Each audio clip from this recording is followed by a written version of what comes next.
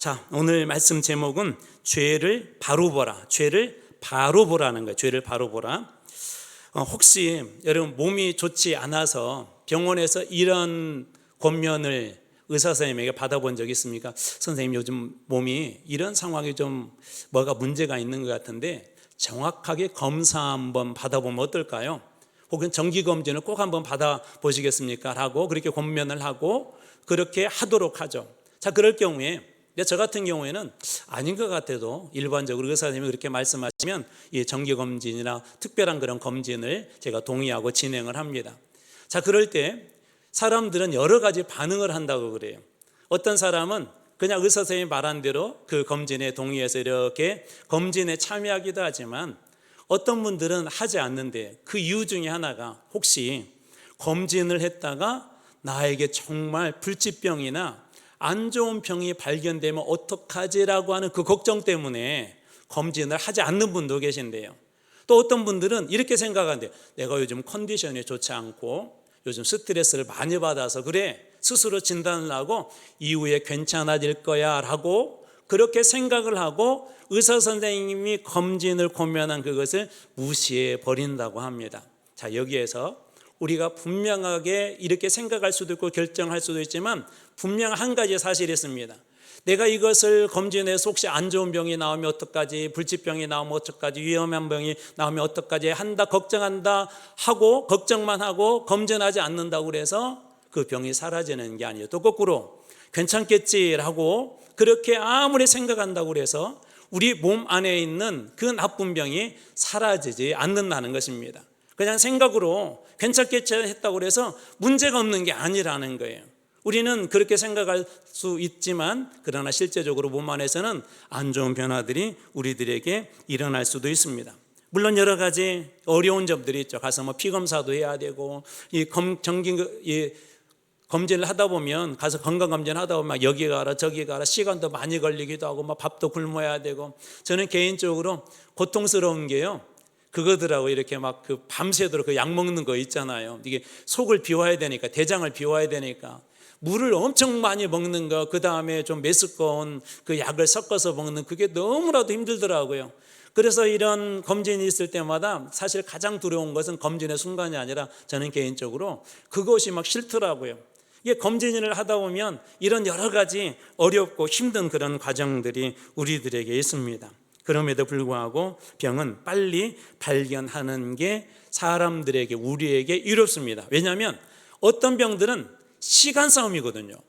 빨리 발견해서 치료를 해야 그 병으로부터 완전하게 안전해질 수가 있습니다. 그런데 어떤 것은 의사님이 그러죠. 조금 늦었습니다. 조금만 빨리 오셨으면 좋았을 터인데, 가끔 우리 성도들 중에 병원에 가서 이렇게 검사를 했는데 그런 소식이 들려요. 마지막 지금에서 조금만 며칠만 더 지나게 되면 이 병이 어려워지는데 정말 이게 중요한 순간이 왔다고.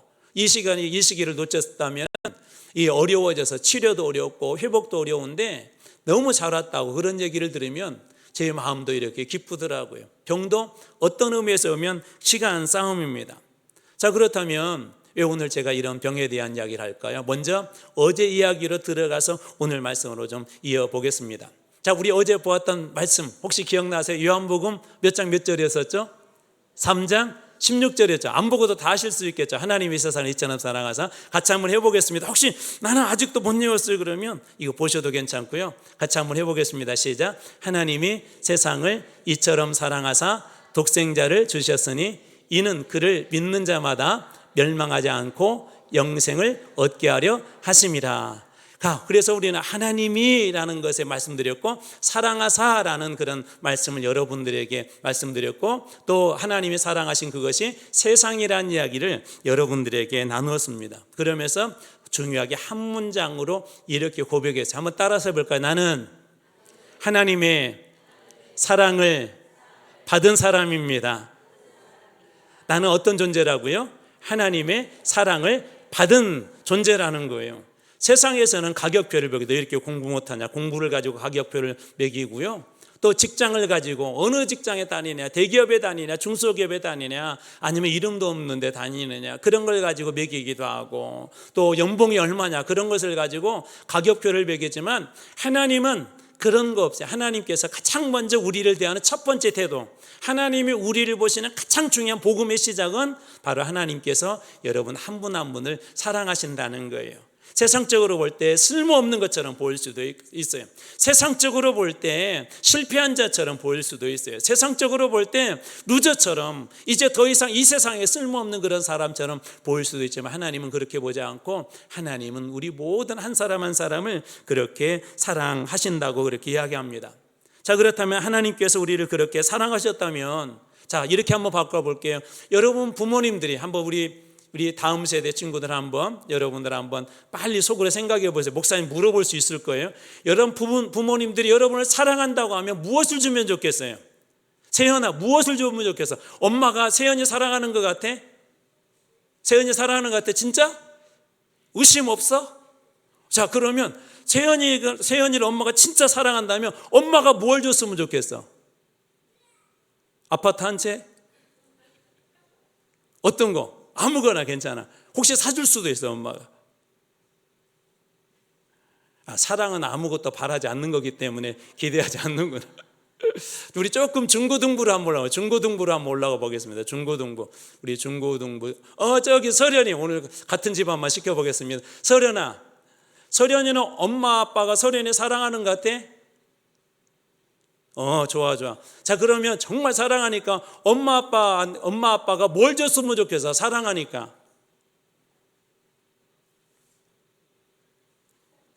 아무튼 그것 줬으면 좋다고 그런 것 같습니다.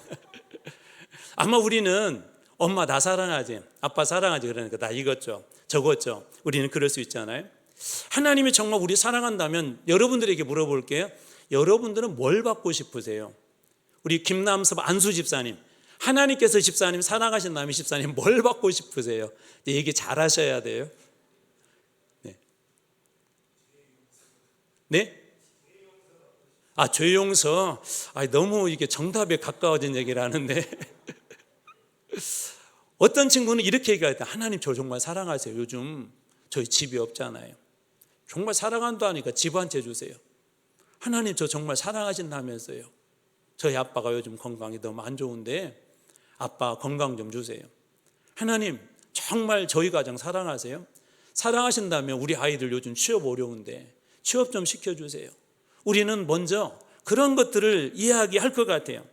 왜 하나님께서 우리를 사랑하신다고 하는데, 그런데 왜 그 하나님께서 사랑하신다고 하면서 우리에게 독생자 예수 그리스도를 보내주셨을까요? 조금 불편할 수 있지만 오늘은 바로 그런 부분, 특별히 우리 아까 제가 검진에 대한 이야기를 했는데 우리의 신앙을 영적 검진을 한번 여러분들하고 해보려고 합니다. 자, 그렇다면 성경은 우리를 어떻게 진단할까요? 먼저 이 문제에 대해서 여러분하고 한번 이야기를 하려고 합니다. 여러분들은 죄가 무엇이라고 생각합니까? 자, 한번 우리 아이들에게 물어볼게요. 죄가 어떤 게 죄예요? 태연아, 어떤 게 죄야? 죄가 어떤 거야? 자, 예를 들자면 거짓말하는 거 죄지. 좋아. 채아야, 어떤 게 죄야? 어떤 게 나쁜 거야? 네? 말 안 듣는 거. 네, 그런 것도 있을 수 있어요. 우리 더 어린 우리 여름이에게 물어보면 대답할 수 있을까? 하빈아, 뭐가 나쁜 거야? 그렇지, 쿵 잘못된 거. 미안해. 우리 하빈이를 제가 기절시켰습니다. 네. 우리가 보통 죄 그러면 거짓말하는 거, 도둑질하는 거, 또 우리 아이들이 얘기한 것처럼 뭐 사람을 때린다거나 또 사기를 치는 거, 나쁜 말하는 거, 이 모든 것들이 죄지만 성경은 이것만 죄라고 하지 않고 심지어 우리가 마음으로 지은 것도 죄라고 할까요, 안 할까요? 성경 우리 마음으로 지은 것도 죄라고 그렇게 이야기합니다. 그래서 오늘 본문의 말씀 보면 이 죄의 문제는 누구도 예외가 없다는 거예요. 우리 사람이 살다 보면 누구나 병에 노출되고 그 병 때문에 때로는 병원에 가야 될 수밖에 없는 것처럼 이 죄의 문제는 오늘 본문의 말씀에서 누구도 예외가 없다고 하시면서 로마서 3장 23절 같이 한번 읽어볼까? 이 말씀 같이 한번 있습니다. 시작. 모든 사람이 죄를 범하였음에 하나님의 영광에 이르지 못하더니. 누가 죄를 범했대요? 모든 사람. 여러분 기분이 좀 어떠세요? 자, 이렇게 표현해 볼게. 모든 사람에게 나는 포함될까요, 안 될까요? 또 나라고 하니까 목사님 그렇게 하면 안 됩니다. 나는 나 자신, 여러분 자신은 포함될까요, 안 될까요?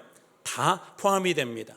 모든 사람은 성경은 다 죄인이다라고 그렇게 이야기해요. 다만 어떤 사람은 도덕적으로 조금 더 다른 사람보다 선하게 보일 수 있고요. 어떤 사람은 다른 사람보다 범죄를 작게 저지를 수도 있고요. 또 어떤 사람들은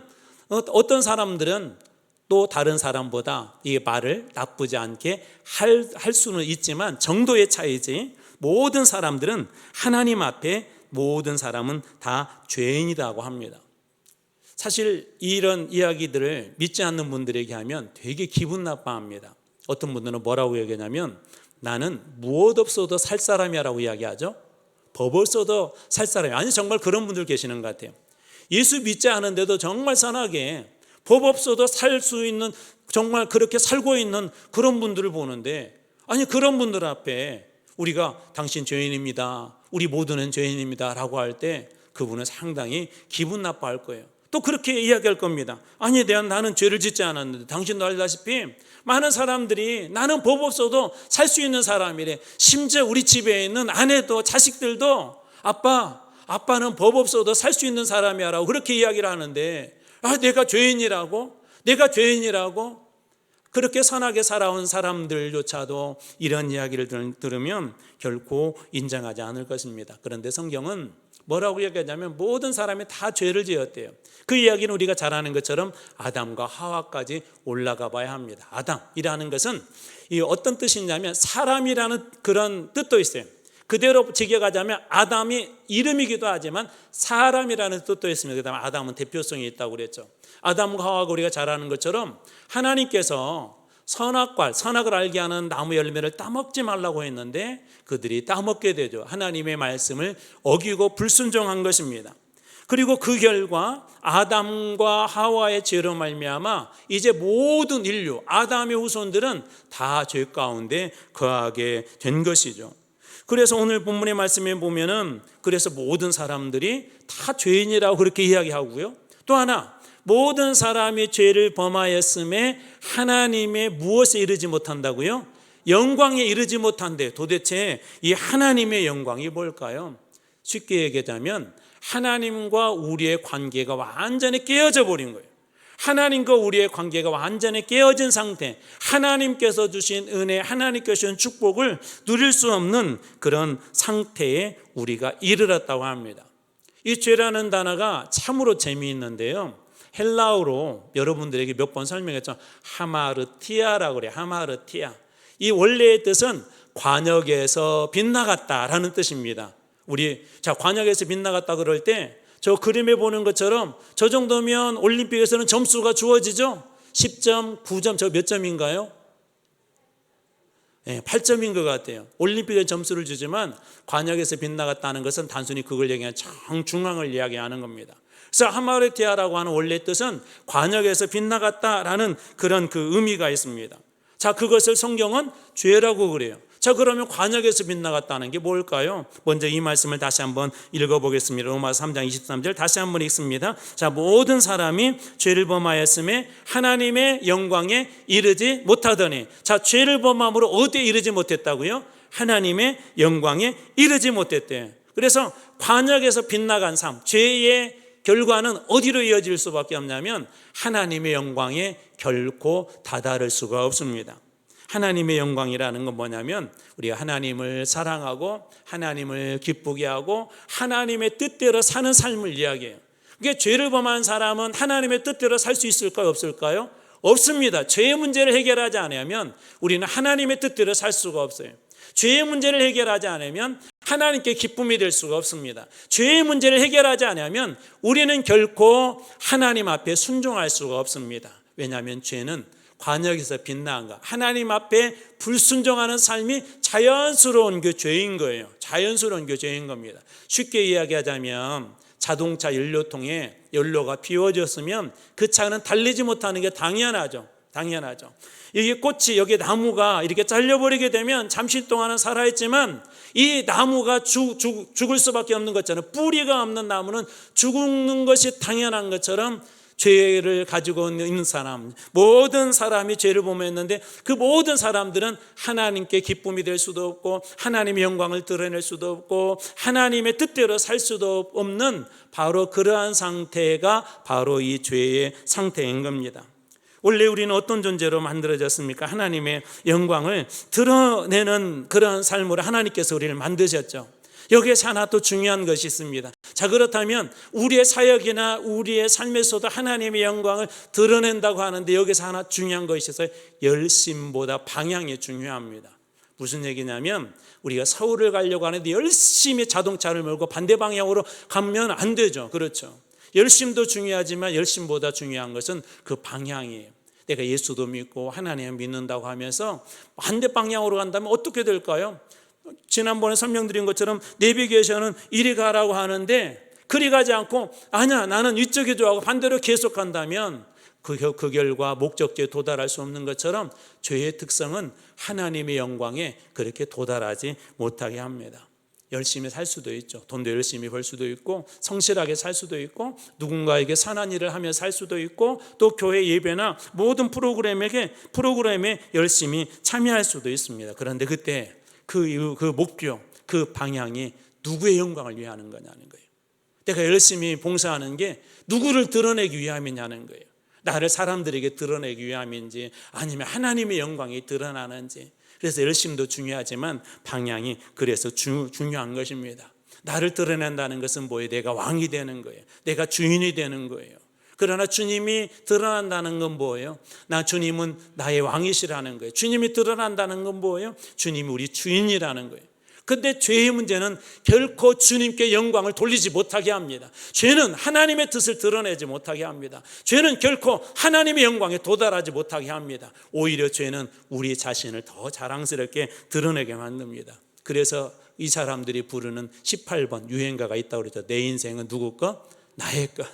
내 인생은 나의 것. 오늘 밤 주인공은 그런 노래도 있더라고요. 나야 나 그런 노래도 있더라고요.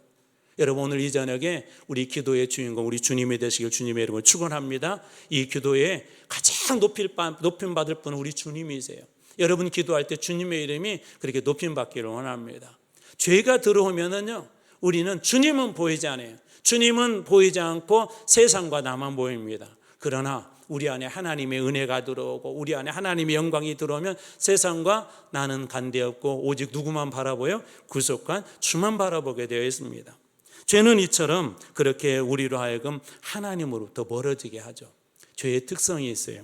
창세기 3장 5절입니다. 너희가 그것을 먹는 날에는 너희 눈이 밝아져. 자, 여기에서 퀴즈입니다. 이 말을 한 존재는 누굴까요? 자, 1번 하나님, 2번 아담, 3번 뱀.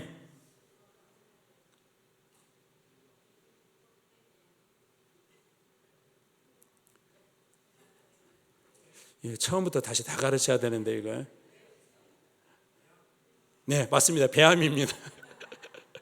네. 너희가 이것을 사단이 뱀이 아담과 하와한테 그러는 게 뭐라고 유혹해요? 자, 잘 보십시오. 너희가 야 아담아, 하와야, 하나님께서 그거 먹지 말라고 그랬다면서. 그런데 내 비밀 하나 알려줄까? 비밀. 너희들이 그거 먹는 순간 있잖아. 너희들도 하나님처럼 돼.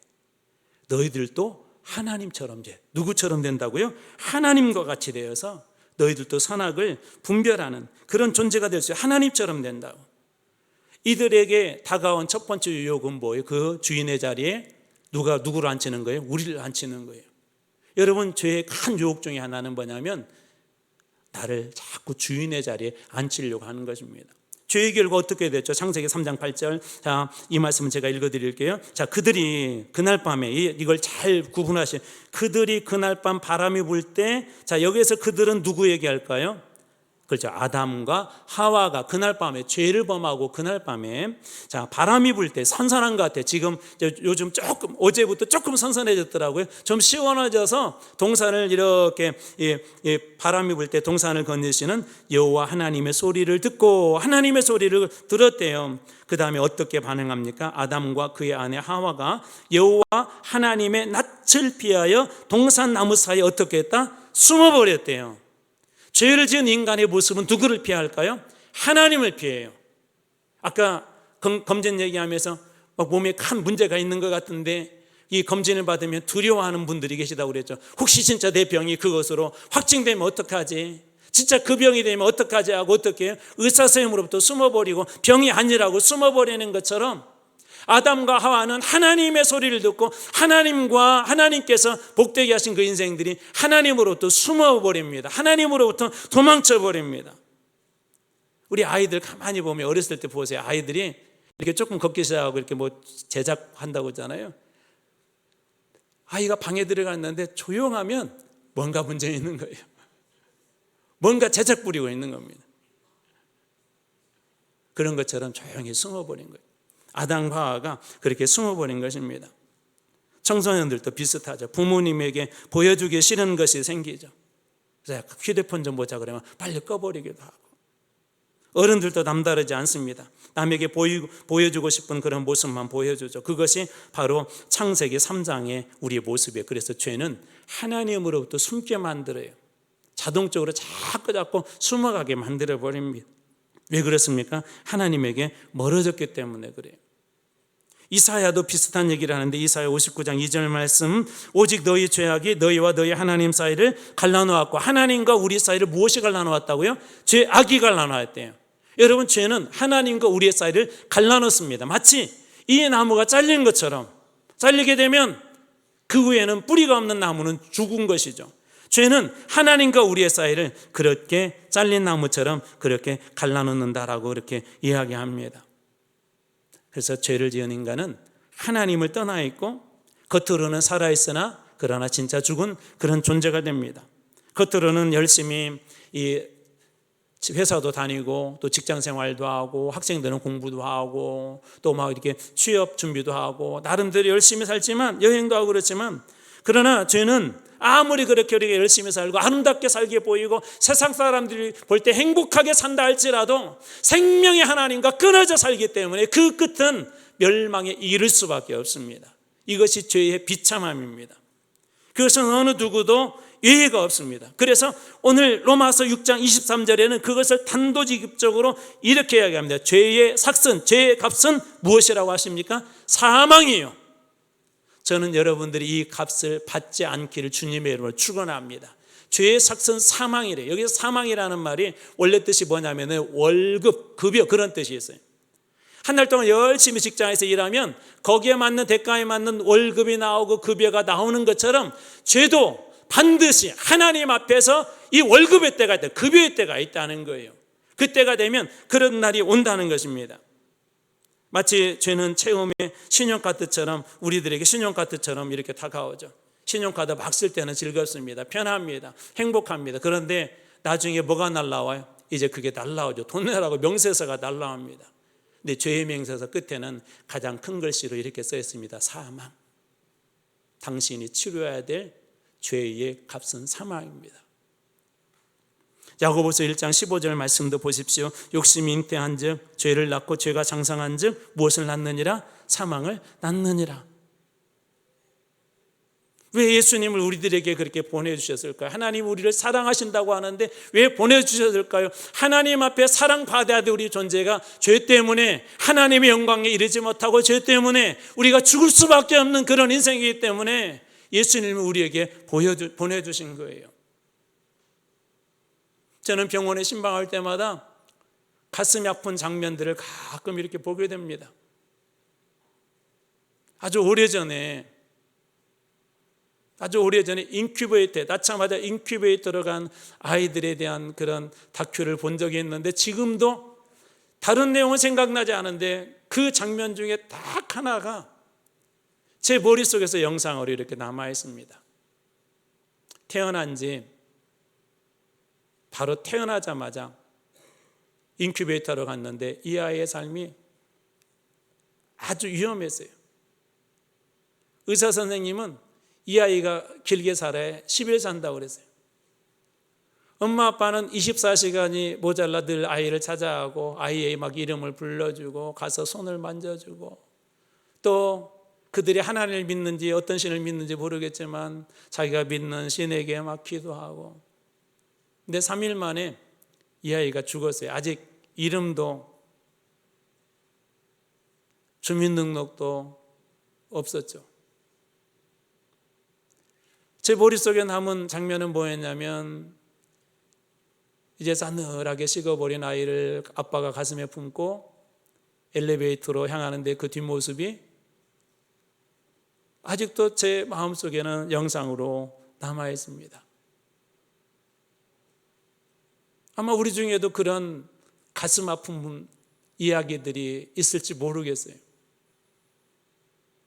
누군가가 사망에 이른다는 것만큼, 그런 절망적인 상황에 이른다는 것만큼 우리 가슴을 아프게 하는 것은 없습니다. 무엇보다도 육체의 죽음은 한 번이지만, 이 땅에서 끝나지만 우리 영혼의 죽음은 그 뒤에 영원히 이어진다는 거예요. 어떤 사람은 영생으로, 어떤 사람은 멸망으로, 지옥으로, 어떤 사람은 천국으로 이어진다는 것입니다. 죄도 반드시 그 값을 결산해서 하나님으로부터 우리에게 청구서가 도착할 때가 있다는 거예요. 어떤 사람은 영생, 어떤 사람은 사망이라고 그 청구서가 주어질 그런 때가 우리들에게 있다는 것입니다. 죄는 때때로 달콤하죠. 낚싯바늘을 다 보여주지 않습니다. 물고기들에게 맛있는, 우리들에게는 맛없지만 지렁이를 이렇게 감싸서 물고기들을 유혹하는 것처럼 죄는 겉으로는 멋져 보입니다. 그렇게 하면 내 인생이 행복할 것 같습니다. 그렇게 살면 내 인생이 정말 즐거울 것 같습니다. 그런데 그 속에 죽음이라고는 사망의 그런 갈고리로 이렇게 숨기고, 죄는 우리들이 그것을 물기만을 기다리고 있습니다. 그 결과는 결국 사망에 이를 수밖에 없다는 것입니다. 죄는 무엇보다도 하나님을 떠난 것이고, 그리고 죄는 결국 하나님과 우리 사이의 관계를 끊어놓을 뿐만 아니라 생명에서 끊어져 사망에 이르게 한 것이 바로 이 죄의 문제입니다. 여러분들은 오늘 이 죄에 대한 이야기를 들으며 어떤 생각이 들었습니까? 이런 생각이 들었을지도 모르겠어요. 저 사람 몰라도 나는 괜찮아. 아니, 또 이렇게 들었을지도 모르겠어요. 이건 우리 남편이 들어야 되는데, 우리 애들이 들어야 되는데, 아니면 안무개가 들어야 되는데. 그러나 로마 3장 23절은 저 사람이라고 그렇게 말하지 않고 모든 사람이 죄를 범하였음에. 그래서 첫 번째 중요한 건 뭐냐면 우리 모두가 다 죄인임을 인정하는 거예요. 하나님 앞에 우리 모두 다 부족하다는 걸 인정하는 거예요. 우리는 가끔 자식들 키울 때요, 마치 완벽한 부모처럼 자식들에게 완벽한 걸 요구합니다. 우리는 교회에서 누군가 사역을 이렇게 부탁할 때 나는 완벽한데 당신은 완벽하지 않다고 완벽한 것처럼 요구합니다. 그런데 성경은 뭐라고 이야기하냐면 누구나 다 완벽하지 않은 죄인이다 라고 이렇게 이야기합니다. 그것을 인정하셔야 돼요. 그리고 두 번째로는 죄를 숨기지 말고 하나님 앞에 드러내셔야 돼요.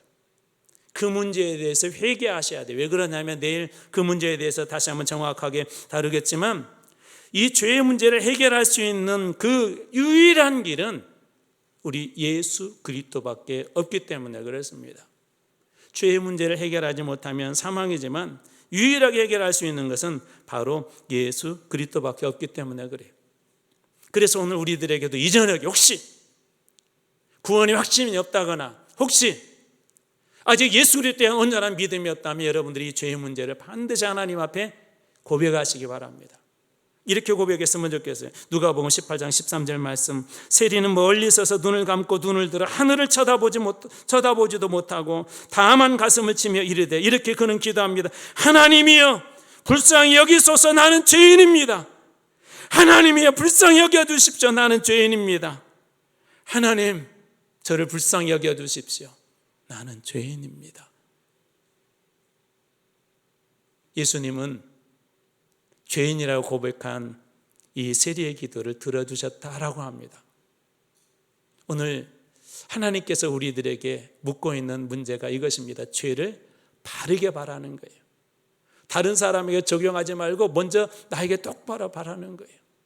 검진할 때 이렇게 나왔습니다. 그럴 때 맞아요, 제가 이런 병이 있네요라고 인정하고 의사 선생님께 맡기는 게 치료의 시작인 것처럼, 영적인 회복은 내가 죄인됨을 인정하고 죄를 죽을 수밖에 없는, 사망에 이를 수밖에 없는 존재임을 인정하고 예수 그리스도 앞에 내려놓을 때 그 주님으로부터 진정한 치유와 회복이 일어나게 될 줄로 믿습니다. 이제 내일 우리가 바로 어떻게 그 주님께서 우리를 구원하셨는지, 이 죄로부터 우리를 자유케 하셨는지 그 말씀을 나누게 될 것입니다. 오늘 여러분들에게도 이 기도가 있기를 원합니다. 하나님이여, 불쌍히 여겨주십시오. 나는 죄인입니다. 같이 기도하시겠습니다. 하나님 아버지, 감사합니다.